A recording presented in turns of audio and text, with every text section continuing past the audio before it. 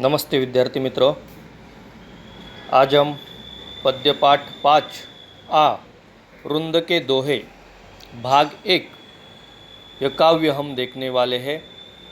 भाग 1 मतलब इसके 2 वीडियो मैं बनाने वाला हूँ, इसलिए ये प्रथम यानी पहला भाग है रुंद के दोहे पद्य पाठ 5 आ मतलब हमने इस पद्य क्रमांक 5 में पढ़ने के लिए हमें 2 काव्य है। इसमें से पहला काव्य हमने पिछले वीडियो में भाग 1 भाग 2 में गुरुबानी यह काव्य हमने देखा है, सुना है, पढ़ा है। आज हम पद्य पाठ 5 में जो दूसरा काव्य है जिसका नाम है रुंद के दोहे, यह काव्य आज हम पढ़ने वाले हैं। इस पद्य के कवि है खुद कवि रुंद, यानी कवि रुंद ने ही यह काव्य लिखा हुआ है और वहाँ पर वह हमारे सामने प्रस्तुत किया है। अब हम पहले देखते हैं कवि रुंद जी का परिचय देखते हैं। यहाँ पर रुंद जी की तस्वीर भी लगाई हुई है कि कवि रुंद जो है उनका कवि परिचय देखो। यहाँ पर क्या कहा गया है कि माना जाता है कि रुंद जी का जन्म 1643 को मथुरा में हुआ। रीतिकालीन परंपरा के अंतर्गत इनका नाम आदर के साथ लिया जाता है। अब यहाँ पर आया कि रीतिकालीन, यानी यहाँ पर 3 काल माने जाते हैं, जैसे कि आदिकाल, भक्तिकाल और रीतिकाल। तो पिछला वीडियो हमने देखा था, गुरुबानी यह काव्य देखा था, वह कवि गुरु नानक जी यानी भक्तिकाल के कवि थे। उसी प्रकार कवि रुंद जी है वह रीतिकालीन कवि है। इनका पूरा नाम कहा गया है कि वृंदावन दास, ये इनका पूरा नाम कहा गया है। इनकी रचनाएं रीतिबद्ध परंपराएं में महत्वपूर्ण स्थान रखती है। इनके काव्य के विविध प्रकारों में रचनाएं रची है। 12 मासा यानी 12 महीनों का सुंदर चित्रण किया है। तो यमक सत्सई में विविध प्रकार से यमक अलंकार का स्वरूप स्पष्ट किया है। इनके नीतिपरक दोहे जनसाधारण में बहुत प्रसिद्ध है और लोक व्यवहार में अनुकरणीय है। इनकी भाषा सहज, सुंदर तथा लोक भाषा से जुड़ी हुई है। इनकी भाषा में ब्रज तथा अवधी भाषा के शब्दों की बहुलता देखी जाती है। इनके द्वारा दिए गए दृष्टांत इनकी भाषा के साथ साथ भाव और कथकों भी प्रभाव उत्पादक बना देते हैं। और कवि रुंद जी का निधन 1723 में हुआ। यह इनका कवि परिचय है। रीतिकालीन कवियों में जो श्रेष्ठ रचनाकार है वह कवि रुंद जी का नाम वहाँ पर लिया जाता है। इनकी रचनाएं देखो कौन कौन सी है। प्रमुख रचनाएं या कृतियाँ रुंद सतसई, समेत शिखर छंद, भाव पंचाशिका, पवन पचीसी, हितोपदेश संधि, यमक सतसई, वचनिका, सत्य स्वरूप आदि है इत्यादि। अब देखो विधा परिचय में क्या कहा गया है। विधा परिचय में देखो रीतिकालीन काव्य परंपरा में दोहा छंद का अपना विशिष्ट स्थान है। दोहा छंद कई कवियों का प्रिय छंद रहा है। दोहा ऊर्ध्वसम मात्रिक छंद है। दोहे के प्रत्येक चरण के अंत में लघुवर्ण आता है। अब इसके 4 चरण होते हैं। प्रथम और तृतीय चरण में 13 मात्राएं होती है तथा द्वितीय और चतुर्थ चरण में 11 मात्राएं होती है। पाठ परिचय में देखो क्या कहा गया है। प्रस्तुत दोहे में कवि रुंद ने कई नीतिपरक बातों की सीख दी है। विद्या रूपी धन की विशेषता यह होती है कि वह खर्च करने पर भी बढ़ता जाता है। आंखें मन की सच झूठ बातें बता देती है। जितनी चादर हो मनुष्य को उतने ही पाँव फैलाने चाहिए।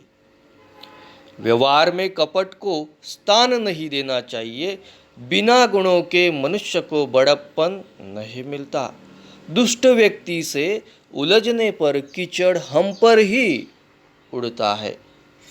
संसार में सद्गुणों के कारण ही व्यक्ति को आदर प्राप्त होता है। कवि रुंद के दोहे पाठकों को व्यवहारिक अनुभवों से परिचित कराते हैं, जीवन का सच्चा मार्ग दिखाते हैं। अब ये जो पूरा पाठ परिचय मैंने यहाँ पर पढ़ा है, यही पाठ परिचय यानी यही दोहों के माध्यम से यह हमें उन्होंने समझाने का प्रयास किया है, हमें एक सीख देने का प्रयास किया है कि ज्ञान का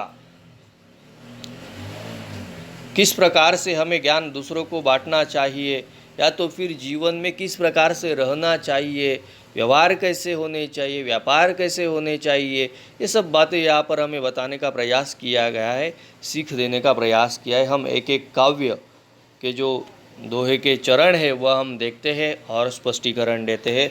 देखो यहाँ पर पहला पद है, सरस्वती के भंडार की बड़ी अपूर्व बात।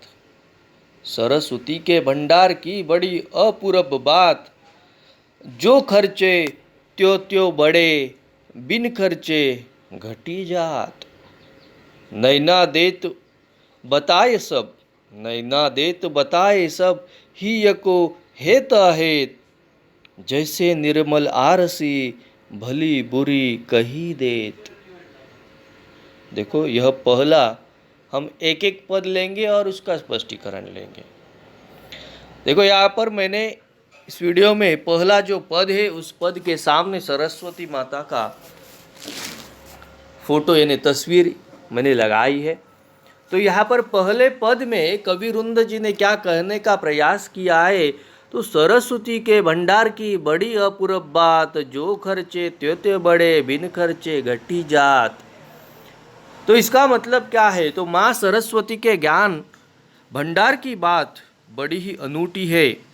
यह ज्ञान भंडार जितना खर्च किया जाए उतना ही बढ़ता जाता है, अर्थात ज्ञान देने से बढ़ता है और अपने पास रखने पर नष्ट हो जाता है। नैना देत बताए सब, ही यको हेत अहेत। जैसे निर्मल आरसी, भली बुरी कही देत। तो यहाँ पर क्या बताने का, देखो कितने सुंदर चरणों में, पंक्तियों में, शब्दों में यहाँ पर ज्ञान किस प्रकार से बांटना चाहिए या ज्ञान बांटने से हमें क्या मिल सकता है, क्या हासिल हो सकता है, यह बताने का प्रयास किया है।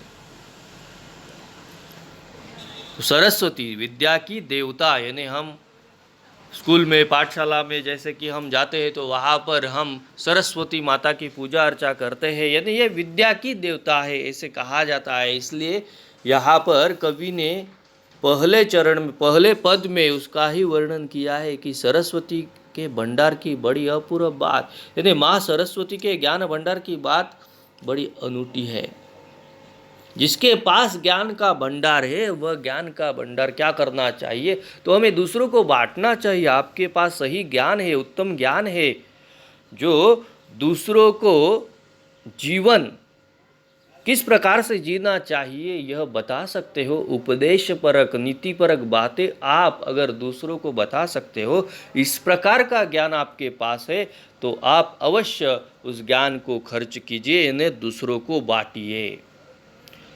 दूसरों को बांटने से हमारे ज्ञान में और भर पड़ सकती है। मतलब जो जो खर्चे त्यो त्यो बड़े, बिन खर्चे घटी जात। अगर आपने अपने ज्ञान का इस्तेमाल नहीं किया, दूसरों को बांटा नहीं, उपदेश परक, नीति परक, ज्ञानप्रद बातें दूसरों को नहीं बताई, तो उस ज्ञान का कोई मतलब नहीं, वह ऐसे ही घटता हुआ चला जाता है।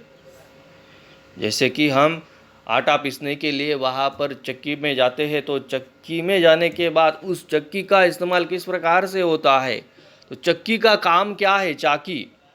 चाकी का काम क्या है? तो आटा पीसने का काम है। अगर आटा पीसेगी तो वह चाकी अच्छी तरह से रहेगी, चलती रहेगी, चलती रहेगी। लेकिन अगर आटा नहीं पीसेगी, अगर ऐसे ही वह चाकी पड़ी रही तो क्या हो जाता है? वह अपने आप को क्षीण बना देती है, पंगु बना देती है, सड़ जाती है। उसी प्रकार हमारे पास अगर ज्ञान है और ज्ञान को हमने बांटा नहीं तो हमारा ज्ञान ऐसे ही पड़ा रहेगा और ज्ञान घटता ही चला जाएगा, उसका कोई मतलब नहीं। इतना बड़ा ज्ञान हासिल करके कोई भी फायदा नहीं। अगर दूसरों को जीवन सिखाने के लिए या ज्ञानप्रद बातें आप बता नहीं सकते तो उस ज्ञान का कोई मतलब नहीं। नैना देत बताए सब ही को हेत अहेत, जैसे निर्मल आरसी भली बुरी कही देत। कवि ने कहने का प्रयास किया है कि हमारी आंखें मन की सारी अच्छी बुरी बातों को व्यक्त कर देती है। हमारी आंखें बोलती है। हमारी आंखें स्वच्छ आईने की तरह है। जिस प्रकार आईना होता है, आईने में हम हमारा सुंदर चित्र यानी हमारी तस्वीर देख सकते हैं। आईना कभी झूठ नहीं बोलता,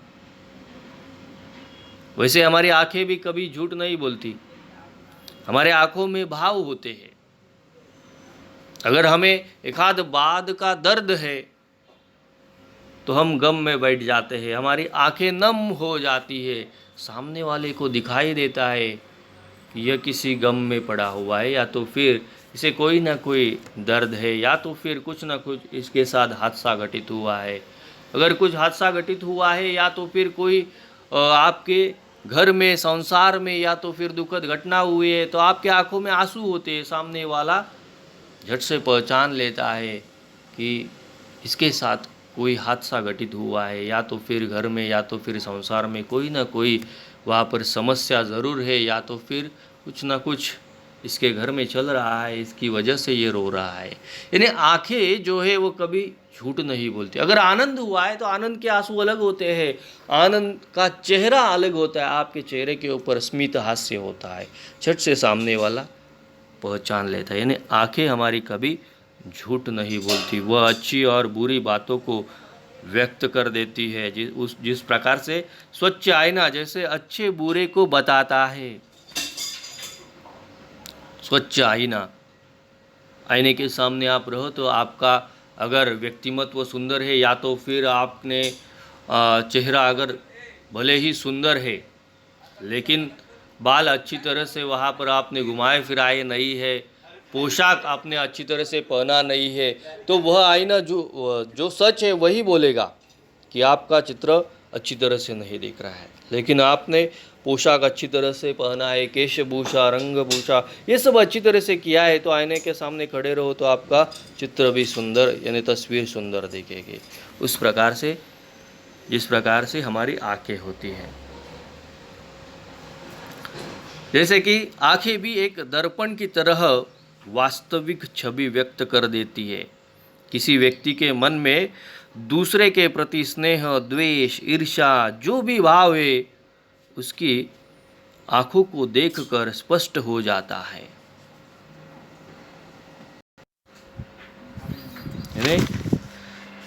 यहाँ पर कहने का प्रयास किया है किसी व्यक्ति के मन में दूसरे के प्रति कौन सा भाव है, स्नेह है, द्वेष है, ईर्ष्या है, जो भी भाव है उसकी आंखों को देखकर हमें स्पष्ट हो जाता है कि हमारे लिए उसके मन में, उसकी आंखों में कौन सा भाव छिपा हुआ है। ठीक है, तो इस पहले पद में यह बताने का प्रयास किया है कि आंखें और आईना कभी झूठ नहीं बोलते हैं, और जो हमारे पास ज्ञान है वह ज्ञान का भंडार जो भी है उसे हमें खर्च करना है, तभी वह बढ़ता चला जाएगा। दूसरा पद देखो, अपनी पहुँच विचारी के कर्तव्य करिए दौर। अपनी पहुँच विचारी के कर्तव्य करिए दौर, तेते पाव पसारिए जेती लंबी सौर। क्या बताने का यहाँ पर कवि ने देखो प्रयास किया है कि व्यक्ति को पहले अपने सामर्थ्य का आकलन कर लेना चाहिए। अपना सामर्थ्य कितना है, यह आपको पहले पहचान लेना चाहिए, आकलन कर लेना चाहिए। अपनी पहुंच और क्षमता के अनुसार ही कार्य करना चाहिए। हमें उतने ही पाँव फैलाने चाहिए जितनी लंबी हमारी चादर हो, अर्थात सामर्थ्य का सही आकलन किए बिना लक्ष्य साधना असंभव है। दूसरे पद में कवि ने यही बताने का प्रयास किया कि हमारा सामर्थ्य कितना है, हम क्या कर सकते हैं। तो यह बताने का प्रयास किया है कि जितनी लंबी चादर हो उतने ही हमें पाँव फैलाने चाहिए। ऐसे कवि ने यहाँ पर कहने का प्रयास किया है। यानी चादर के बाहर अगर पाँव चले गए तो ठंड के मौसम में क्या हो जाएगा, पाँव को ठंडी लग जाएगी। यहाँ पर कहने का प्रयास यही किया है कि आपकी क्षमता क्या है, आपकी अहमियत क्या है, आपके अंदर कौन सा कितना सामर्थ्य है, आप क्या कर सकते हो, उतना ही करने का प्रयास करो। आप झट से एक आध बड़ा कारोबार डालने का प्रयास करोगे, लेकिन वह कारोबार आप यशस्वी कर सकते हो क्या, उसके लिए आपके पास उतना जो भी साधन सामग्री चाहिए वह है क्या, रुपए है क्या, आप कर सकते हो क्या, ये पहचान लेना चाहिए। इससे बेहतर है कि पहला छोटा मोटा एक आध उद्योग शुरू करो, आहिस्ता आहिस्ता वो बढ़ाते चलो। यही दूसरे पद में कवि ने कहने का प्रयास किया है। तो अगर आपने अपना सामर्थ्य पहचान लिया तो आप आपका जो लक्ष्य है वह हासिल कर पाओगे।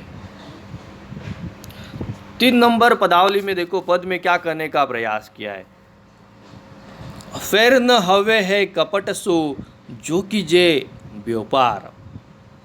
फेर न हवे है कपट सो जो कीजे व्यापार, जैसे हाडी काट की चढ़े न दूजी बार। यहाँ पर कवि जी क्या कहने का प्रयास किया, तो व्यापार के बारे में कहने का प्रयास किया है। यदि व्यापार करते हैं तो व्यापार में छल कपट का सहारा नहीं लेना चाहिए, क्योंकि छल कपट से किया गया व्यापार ग्राहक को दूर ले जाता है। जैसे लकड़ी की हांडी आग पर एक बार ही चढ़ती है, बार बार नहीं। लकड़ी की हांडी का मतलब क्या है, तो लकड़ी का एक आध बर्तन हमने बनाया तो उसके ऊपर वहाँ पर वह चूल्हे के ऊपर चढ़ाया तो वह लकड़ी की हांडी एक बार ही उस चूल्हे पर चढ़ेगी, बार बार हम उसे चूल्हे पर नहीं चढ़ा सकते। तो उसी प्रकार से व्यापार में छल कपट नहीं होना चाहिए। अगर व्यापार में एक बार आपने छल कपट किया तो दोबारा आपको वहाँ पर यश नहीं मिलेगा। आपके जो ग्राहक है वो आपसे दूर चले जाएंगे, किसी दूसरे दुकान में या तो फिर दूसरे जगह पर चले जाएंगे, उन्हें जो भी चाहिए वह चीज़ें वहाँ से खरीद लेंगे, क्योंकि आप छल कपट करते हो। यहाँ पर व्यापार नीति आपकी अच्छी नहीं है, आपका व्यवहार अच्छा नहीं है, इसलिए लोग दूसरी तरफ चले जाएंगे। वह तो यानी जो चूल्हे पर चढ़ाई हुई लकड़ी की हांडी है वह जल जाती है। अब लकड़ी है मतलब वह जल जाती है, तो दोबारा वहाँ पर हम चूल्हे पर उसे चढ़ा नहीं सकते। वैसे ही मनुष्य का छल कपट लंबे समय तक नहीं चल सकता। यानी आप छल कपट करके आप व्यापार को बढ़ाने का प्रयास करोगे, लेकिन उसमें आपको यश नहीं मिलेगा। आप सच्चे मन से, लगन से, आपकी अगर व्यापार नीति अच्छी है, व्यवहार अच्छा है, तो आपका कारोबार भी अवश्य बढ़ेगा। यही बताने का प्रयास इस तीसरे पद में किया है। हम देखते हैं चौथा पद। देखो चौथे पद में क्या करने का प्रयास किया है। ऊंचे बैठे ना लहे, ऊंचे बैठे ना लहे, गुण बिन बड़पन कोई, बैठो देवल शिखर पर वायस गरुड़ न होई। क्या कहने का प्रयास किया है कवि ने, कि जिस प्रकार मंदिर की उच्च शिखर पर बैठा हुआ कौवा गरुड़ नहीं बन सकता। अगर मंदिर के उच्च शिखर पर कौवा भले ही बैठ जाए, लेकिन वह गरुड़ का स्थान कभी नहीं ले सकता। गरुड़ जितनी ऊंचाई तक आकाश में विहार करता है, कौवे ने अगर सोच भी लिया तो भी वह उसके लिए मुमकिन नहीं है। उसी प्रकार गुणहीन व्यक्ति उच्च स्थान पर बैठने से बड़ा नहीं बनता। गुणहीन व्यक्ति कितने भी बड़े पद पर विराजमान क्यों न हो, वह बड़ा नहीं बनता। बड़ा कौन बनता है? जिसके अंदर अच्छे गुण हैं, जो लोगों के दिल में बैठ जाता है, लोग उसे ही ऊपर उठा लेते हैं। अगर लोगों के दिल से वह निकल गया, कुछ गलत किया, तो जितनी ऊंचाई तक लोगों ने उसे उठाया है, लोग उसे जमीन पर पटक देंगे। जिस प्रकार यहाँ पर यह कहने का प्रयास किया है कि हमारी नीति कैसी होनी चाहिए, हमारे अंदर जो अवगुण है वो हमें निकाल देने, हमारे अंदर का अहंकार निकाल देना है, और सच्चे मन के साथ, दिल के साथ हमें लोगों के साथ वार्तालाप करना चाहिए, व्यवहार करने चाहिए। यहाँ पर कवि ने यही बताने का प्रयास किया है। जो शब्द है वो शब्द मैं आपको बाद में दूंगा। जैसे कि यहाँ पर सरस्वती यानी सरस्वती को कहा गया है विद्या की देवता। जो बड़े यानी जिस प्रकार से हम ज्ञान बांटते उस प्रकार से बढ़ता है। खर्चे यानी क्या, तो जैसे ही ज्ञान हम अगर हमने खर्च नहीं किया, खर्चे यानी खर्च करना, खर्च नहीं किया तो घट जाता है। नैना यानी हमारी आँखें। ऐसे यहाँ पर कठिन कठिन शब्द है, वो मैं बाद में आपको बताने वाला हूँ। ठीक है, तो यहाँ पर 4 पद हमारे पूरे हुए हैं पहले में। उसके बाद जो बचे हुए पद है वह हम अगले वीडियो में पढ़ेंगे। धन्यवाद।